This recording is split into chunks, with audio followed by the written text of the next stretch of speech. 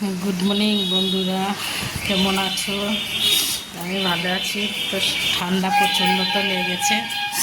যাই হোক, বাজারে গেছিলাম, বাজার করে আসলাম। মাছ নিয়ে এসেছি। মাছের কী বলে, মাছের পেটি, মাছের মুড়ো, আর হচ্ছে চুনো মাছ, যাতে চোখের পক্ষে খুবই ভালো খেতে। এই দেখো, চুনো মাছ ভাজা হয়ে গেছে। এই দেখো, চুনো মাছ ভাজা কমপ্লিট। এরা মাছের মুড়ো এনেছি। এই যে পেটি ভাজা হচ্ছে, দেখতে পাচ্ছ।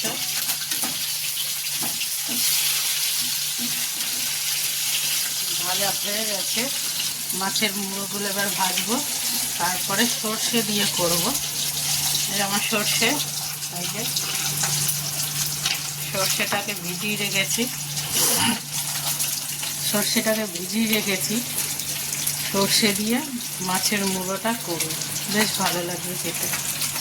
কেন আমার মেয়ে আবার এই সর্ষেটা দিয়ে খেতে পছন্দ করে, প্রচণ্ড ভালো লাগে, তাই টেস্ট হয় ভালো সর্ষে দিয়ে।